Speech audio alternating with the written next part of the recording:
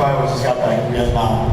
I was at a cavalry, had a squad. I used to jump on helicopters in the middle of the jungle. It was scary. And I came to Delano and Fred Goulet picked me up, told me about the basketball league, and that they were planning on putting out a statewide tournament. And I said, yeah, I'll go with you. And since everyone threw a celebration, I mean, okay, cool, we'll throw a Mario Fiesta like we do in the Philippines, in the Bible. And so we did it. And we had no plans, but I was the oldest. I was only 26 and a half, 27. And I got the smartest, the best Filipinos around me. Alex, Herb Deludi, Benny Ortiz, Napoleon Becerra, Max Becerra, Benny Ortiz, the Cristobals, Debbie and Johnny, the Minas. We had the Frutas, and we had a lot of mestizos. By the way, Delano at the time, we were full of mestizos. The ratio was like 50 to 1, mestizo families to pure Pinoys. And I grew up with them, and they were proud. But the point was, we didn't have a celebration. We had nothing. And when Fred put out the word, I said, we only got 8 weeks. So I organized Vanguard Task Force. Vanguard means lead element. And task force, you know what that means. So we were the lead element. And we recruited a lot of people. But I recruited some really sharp women and men. And from there, we had our Filipino band. We had a play written by a Filipino, Domi Tomate, that we put out. We recruited Bagong Diwa, Udon from San Francisco, the professionals. They were good. We had the tournament. We had the social box. We had a sports banquet, and our guest speaker was Pat Riley. We had a Filipino pancake breakfast. We had 12 events done in 8 weeks. Actually, it was 6 weeks. We pulled it off. So I'm really thankful for it. Wasn't me. When you're surrounded by good people, because we put the word out. My problem was we told the public that the Philippines was going to put a celebration. I didn't want it to fail. I didn't want us to look bad, and it wasn't going to fail. Not with me on board, because I'm mission oriented. They give me a mission, I do the task, and we accomplish it. And we did exactly that. Thank you. Hey, Roger, thank you. Thank you so much.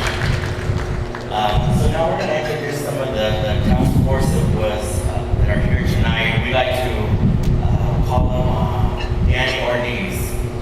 Danny Ortiz, please come up. Max Becerra.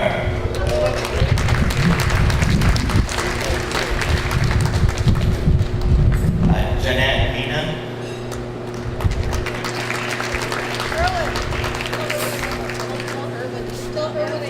Erwin.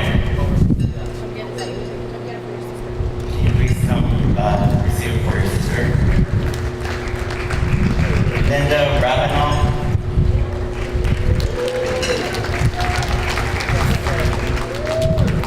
Eddie Cristobal, who cannot be here tonight.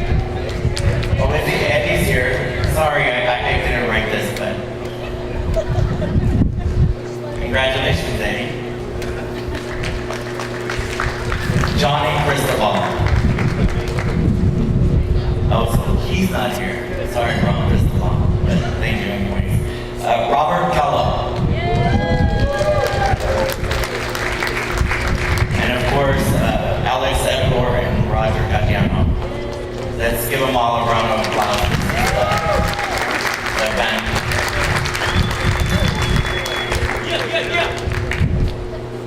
Yeah, I said I want to talk, but I just want to thank all of you and this year's chairman. I mean, I just want to say that we started something, but you guys have kept it going, and in a very, very significant way.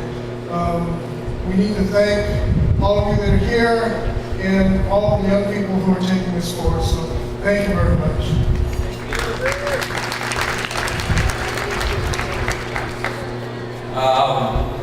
Thank you, everyone, for coming here today. This is really special for all of us that are up here, as well as all of you that are also present in this audience. 40 years, wow. Never did we ever think when Roger put all of us together, and I was 16 at the time, these guys were 21, 22. Roger was the oldest, was 25, and he put us all together. And there's a story about Philippine weekend and why it fell on such the hottest weekend of the year. And it's a wonderful event, but man, can't you guys change the day? But there's a reason, and it goes like this. When Fred, July kind of made the challenge that we would have this Filipino celebration, we had to go step up. And I just remember Roger saying, I'm going to recruit all you guys, and I'm going to get the brightest and the baddest Filipinos here, Philippine-born, American-born. We're going to put this thing together. We're on a mission, and we're going to make this thing happen.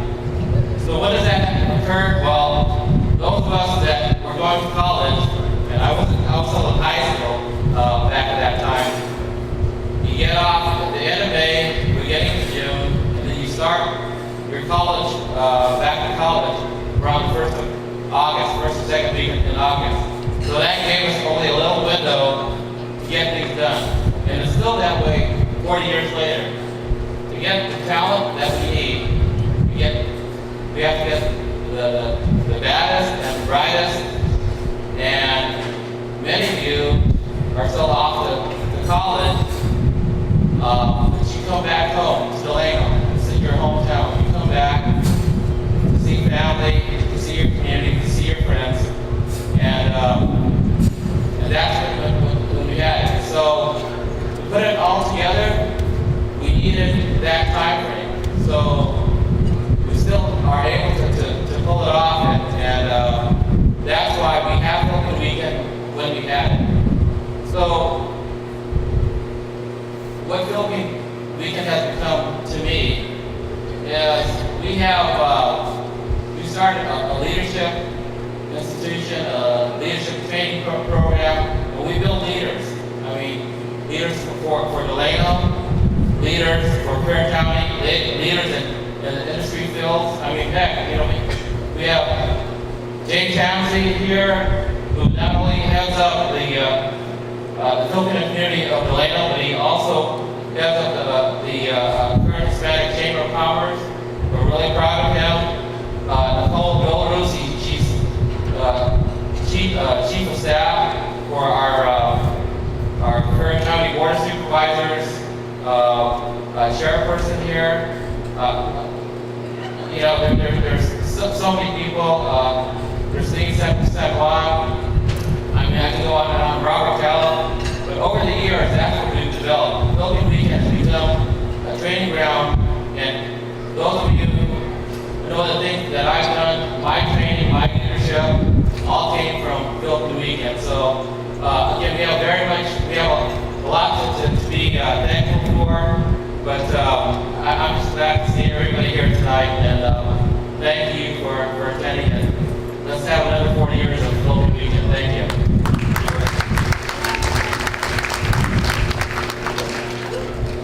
I wasn't supposed to be up here. This is for my sisters. Most of you don't know that my sister Gracie was big in this in the Philippine weekend, and she passed away a few years ago. One of the reasons that in honor for her, I chose to come to this and meet the same guys. Boy, had I known, I would have gotten your autograph, Max, in the old days, as well as everybody else. Anyway, on behalf of my sisters, thank you.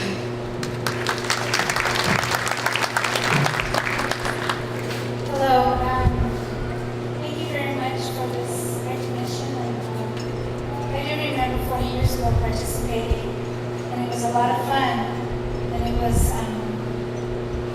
just a lot of wonderment of what this Philippine weekend was to become. And I remember Fred mentioning the reason why he picked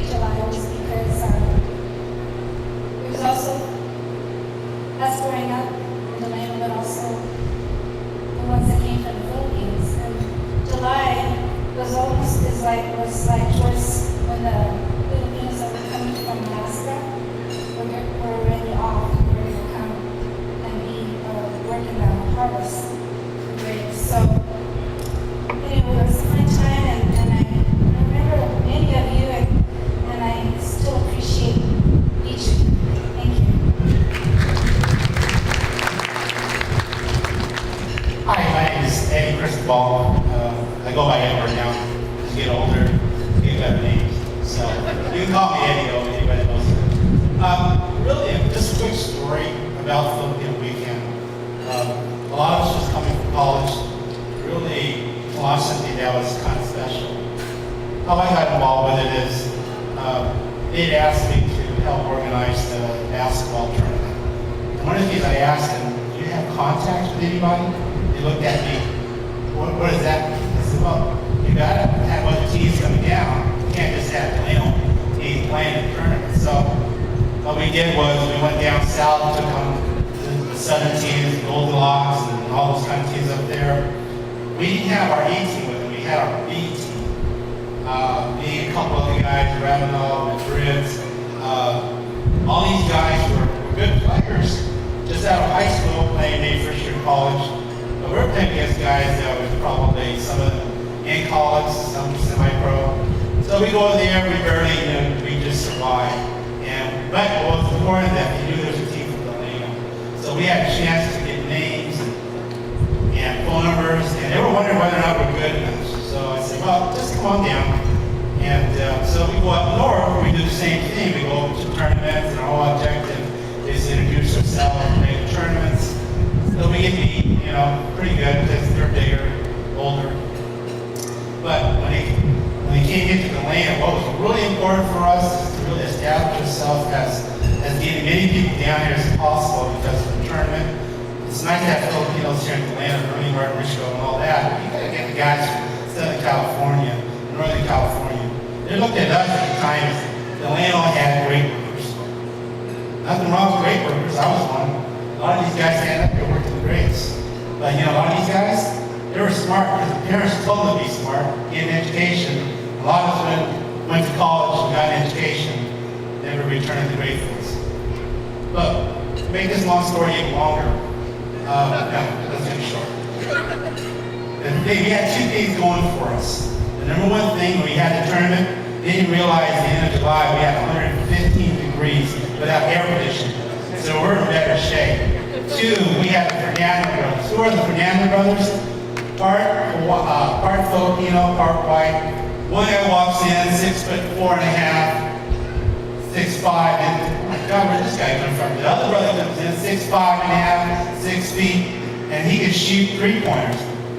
And they said, who the heck are these guys? And they didn't know, but we had our ringers there. So, needless to say, personally, I don't recommend it. At the end of the game, for the championship game, we won.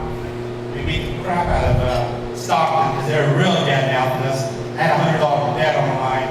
And it was so wonderful to take that money from that guy. But what gave us the opportunity is they knew we could play basketball. From that point on, anytime we asked them down, they knew they had competition. So it grew from about 20 teams, 30 teams to where it is now. But I can recall for the first 3 or 4 years, we had tremendous basketball players.